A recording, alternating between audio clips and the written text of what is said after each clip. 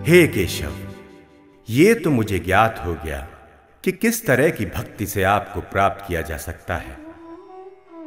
अब आप कृपा कर मुझे ये बताएं कि प्रकृति एवं पुरुष, क्षेत्र एवं क्षेत्रज्ञ तथा ज्ञान एवं ज्ञेय क्या है? हे अर्जुन, ये शरीर क्षेत्र कहलाता है और इस शरीर के जानने वालों को क्षेत्रज्ञ कहते हैं। तुम्हें तो ज्ञात होना चाहिए कि मैं समस्त शरीरों में ज्ञाता के रूप में भी विराजमान हूं। और हे अर्जुन, इस शरीर तथा इसके ज्ञाता को जान लेना ही ज्ञान है।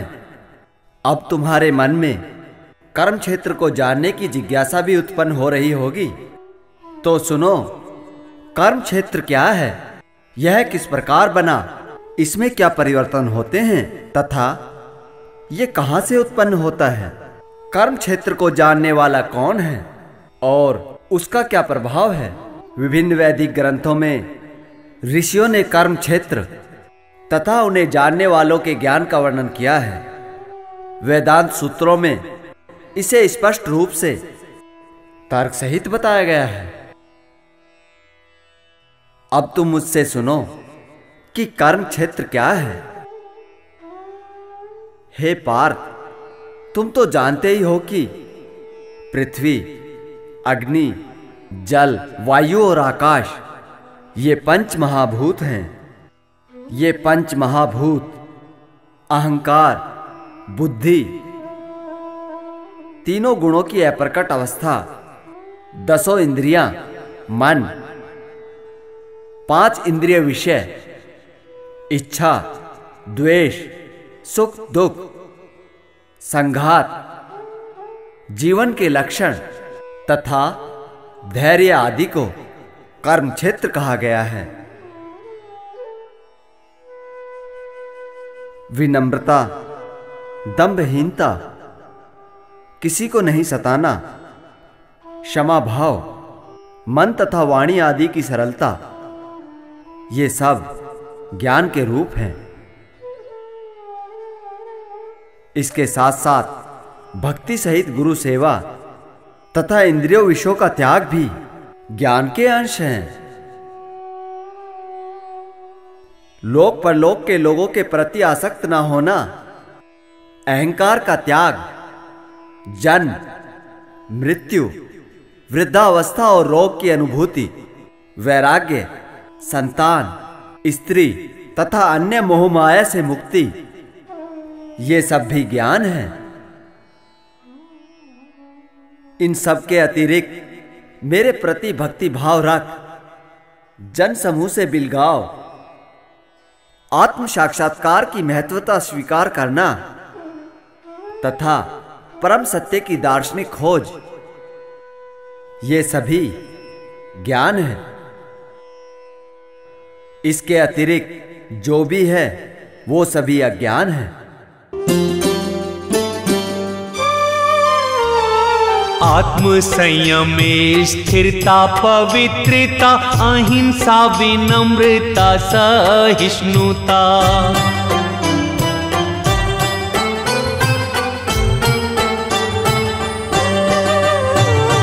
इंद्रिय तृप्ति के विषयों का परित्याग, अहंकार, अभाव और दंभहीनता,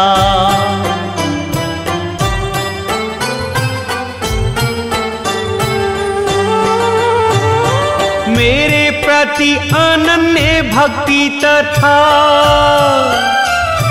मेरे प्रति अनन्य भक्ति तथा अच्छे बुरे वक्त में सम रहता, जन्म मृत्यु वृद्धावस्था की अनुभूति, बच्चे स्त्री घर में न हो ममता, एकांत प्रिय हो सत्य का खोजी, इन सब को ही ज्ञान घोषित में करता। अब सुनो, ज्ञेय क्या है? आत्मा अर्थात ब्रह्म ही ज्ञेय है, अर्थात जानने योग्य है, जिसे जानकर तुम नित्य ब्रह्म का आस्वादन कर सकोगे। ये ब्रह्म जो अनादि है वो मेरे अधीन है। ये भौतिक जगत के सत असत से परे है तथा उनके हाथ, पांव, नेत्र, सिर तथा कान सर्वत्र है। इस प्रकार परमात्मा सभी वस्तुओं में व्याप्त है। परमात्मा समस्त इंद्रियों के मूल स्रोत हैं। फिर भी वो इंद्रियों से रहित हैं। वे समस्त जीवों के पालनकर्ता होते हुए भी अनासक्त हैं। वे प्रकृति के गुणों से परे हैं। फिर भी वे भौतिक प्रकृति के समस्त गुणों के स्वामी हैं। वे चर अचर सभी प्राणियों के भीतर बाहर परिपूर्ण हैं और चर अचर भी स्वयं वही हैं। उनके सूक्ष्म होने के कारण भौतिक इंद्रियों के द्वारा ना तो देखा और ना ही समझा जा सकता है। दूर रहते हुए भी वो हमारे अत्यंत निकट हैं।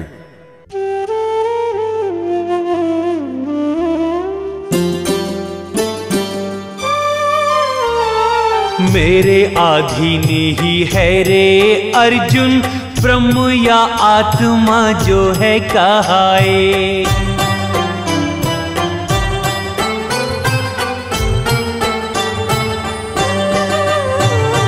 जग के कार्य कारण से परे में सर्वत्र अंग है मेरे समाए।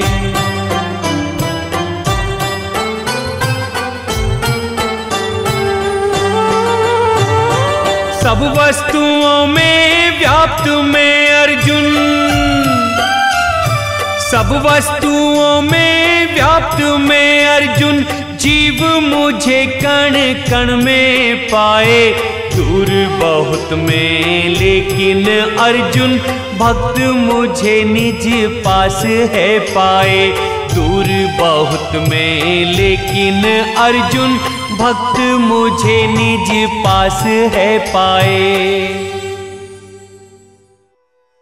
हे अर्जुन, तुम्हें ऐसा प्रतीत हो सकता है कि परमात्मा सभी जीवों के मध्य विभाजित हैं, परंतु यह सत्य नहीं है। वे तो एक रूप में स्थित हैं।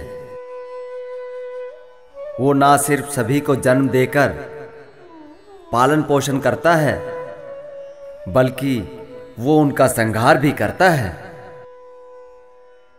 वे समस्त प्रकाशमान वस्तुओं के प्रकाश स्रोत हैं। इसके साथ ही वो भौतिक अंधकार से परे और अगोचर भी हैं। वे ज्ञान हैं, ज्ञेय हैं और ज्ञान के लक्ष्य भी हैं। ये जान लो कि वो सबके हृदय में वास करते हैं।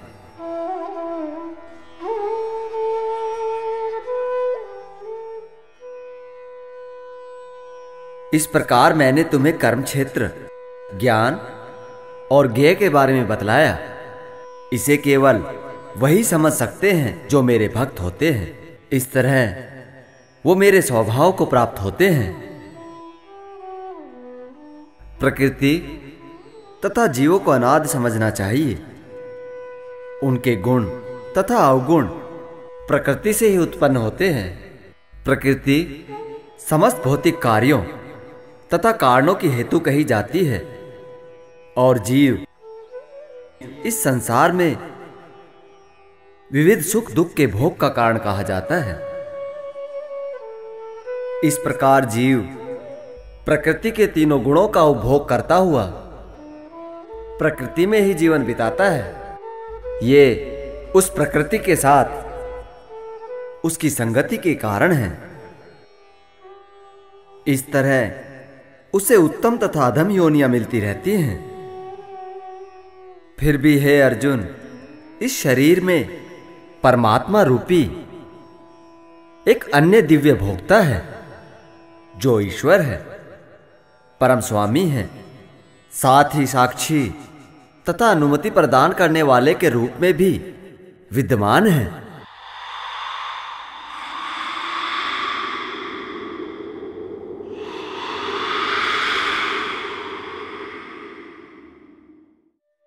जो व्यक्ति प्रकृति जीव तथा प्रकृति के गुणों को समझ लेता है, उसकी मुक्ति सुनिश्चित है। उसकी वर्तमान स्थिति चाहे जैसी भी हो, वो जन्म और मृत्यु के चक्र से छूट जाता है। ध्यानी पुरुष ध्यान के द्वारा, ज्ञानी पुरुष ज्ञान के द्वारा तथा कुछ अन्य लोग अपने कर्म योग के द्वारा अपने अंतःकरण में परमात्मा के दर्शन करते हैं। कुछ अन्य लोग भी हैं जिन्हें आध्यात्मिक ज्ञान नहीं होता, परंतु अन्य ज्ञानियों से परम पुरुष के विषय में सुनकर उनकी पूजा करके वे जन्म और मृत्यु के चक्र से छूट जाते हैं। पार्थ, तुम ये जान लो कि चर तथा अचर जो भी तुम्हें अस्तित्व में दिखाई दे रहा है, वो कर्म क्षेत्र तथा क्षेत्र के ज्ञाता का संयोग मात्र है। जो परमात्मा को समस्त शरीरों में आत्मा के साथ देखता है, जो यह समझता है कि इस नश्वर शरीर के भीतर ना तो आत्मा ना ही परमात्मा कभी भी विनिष्ट होता है, वही वास्तव में देखता है। जो प्राणी समान भाव से सभी में स्थित परमेश्वर को देखता है, वो मन के द्वारा कभी अपने आप को भ्रष्ट नहीं करता। इस प्रकार वो परम गति को प्राप्त होता है। जो यह समझता है कि संपूर्ण कर्म प्रकृति अर्थात शरीर के द्वारा ही संपन्न हो रहे हैं और आत्मा के द्वारा कुछ भी नहीं किया जा रहा, वास्तव में वही यथार्थ के दर्शन करता है। हे अर्जुन, हे गांडीवधारी, सृष्टि रहस्य वो ही जानता है।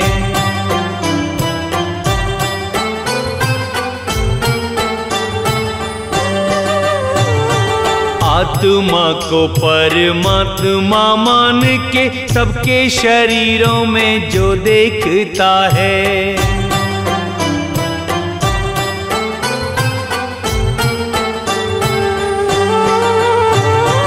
अविनाशी आत्मा परमात्मा को, अविनाशी आत्मा परमात्मा को, देह को नश्वर जो मानता है, वो ही सृष्टि रहस्य को समझे, ज्ञानी वो अर्जुन कहलाता है। वो ही सृष्टि रहस्य को समझे, ज्ञानी वो अर्जुन कहलाता है। जब प्राणियों के अलग अलग भाव एक ही परमात्मा में स्थित दिखाई दें और ऐसा लगे कि उस परमात्मा से सभी प्राणियों का विस्तार हो रहा है, तब उसे ब्रह्मबोध की प्राप्ति होती है। हे अर्जुन, जिनकी दृष्टि शाश्वत हो, वो देख सकते हैं कि अविनाशी परमात्मा शरीर में स्थित होने पर भी ना तो कुछ करता है और ना ही किसी कार्य में स्थित रहता है। जिस प्रकार सर्वत्र व्याप्त आकाश सूक्ष्म होने के कारण किसी वस्तु से लिप्त नहीं होता, उसी तरह देह में स्थित आत्मा निर्गुण होने के कारण देह गुणों से लिप्त नहीं होता। हे अर्जुन, जिस प्रकार एक सूर्य सारे ब्रह्मांड को प्रकाशित करता है, उसी प्रकार एक आत्मा सारे शरीर को चेतना से प्रकाशित करता है। जो लोग ज्ञान के चक्षुओं से शरीर तथा शरीर के ज्ञाता के अंतर को देखते हैं और भवबंधन से मुक्ति की विधि को भी जानते हैं, उन्हें परम लक्ष्य प्राप्त होता है।